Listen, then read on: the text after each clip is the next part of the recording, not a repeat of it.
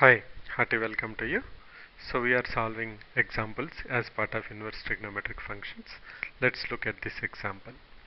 Prove that cos of 2 tan inverse 1 by 7 equal to sine of 2 tan inverse 3 by 4. This is what we have to prove. Now what is the approach to solve inverse trigonometric functions is, we take whatever the inverse function we have been given, taking that as an angle by alpha or beta, then we will see what we need to calculate. If I take tan inverse 1 by 7 equal to alpha, that's nothing but tan alpha equal to 1 by 7. Now leveraging that, I should be able to solve both left hand side and right hand side and show that they are equal. So let's go ahead, write. So what I am going to do now, first I am going to take this as alpha and I am going to take this as beta. Now that means what this will become, cos of 2 alpha is equal to sine of 2 beta, and we also know that tan inverse 1 by 7 equal to alpha implies tan alpha equal to 1 by 7. Similarly, tan inverse 3 by 4 equal to beta implies tan beta equal to 3 by 4.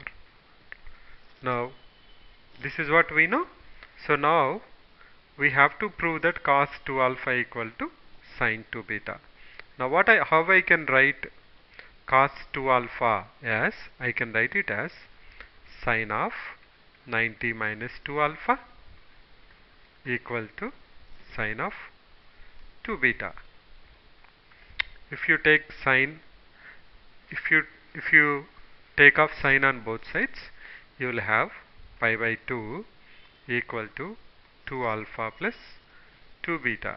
That's nothing but alpha plus beta is equal to pi by 4. Now you also observe that tan alpha equal to 1 by 7, alpha is an acute angle because tan 0 is 0 and tan 45 is 1. So this should be between 0 and 45. Similarly this also, we know that that's also between 0 and 45. So these two, alpha and beta, together will be between 0 to 90. Alpha and beta belongs to first quadrant. We have to be very clear about that. Okay, right. Now what we have to prove? We have to prove that alpha plus beta equal to pi by 4. So let's go ahead. The easiest way is we'll apply tan on both sides because we have tan information already here. So I will go ahead and say tan of alpha plus beta equal to 1.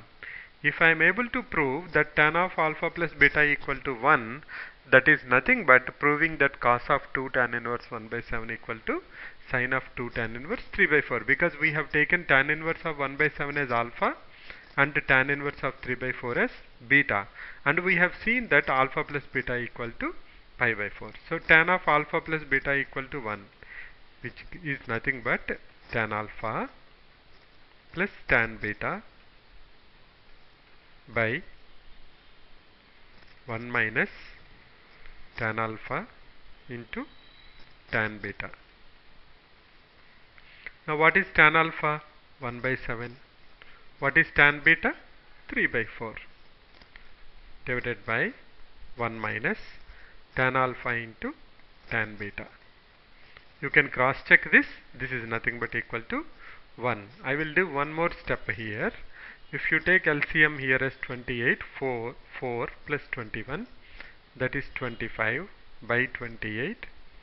Divide that by 28 minus 3 is 25, and again divided by 28. That's nothing but equal to 1. So since we have proven tan alpha plus beta equal to 1, that's nothing but proving that cos of 2 tan inverse 1 by 7 equal to sine of 2 tan inverse 3 by 4. So let's review this, how we have done that. What we have done, we are aware of all the trigonometric identities. So what we have done, wherever the inverse function is there, we know that inverse function acts on an value and gives an angle. So we have taken angle alpha and beta, and we know by the values of tan alpha 1 by 7 and 3 by 4 that alpha and beta are in first quadrant, and they add up also they will not be more than 90 degrees because tan 90 is not defined, but you can see that tan 45 is 1 and tan b, if you, also if you can see, if tan alpha is 1, tan beta is 1, then you can say that they will be nearing to the 45 degrees. Now we know that these two sum also will be between 0 and 90 degrees. Now if I substitute alpha here and beta here, I have cos 2 alpha equal to sin 2 beta.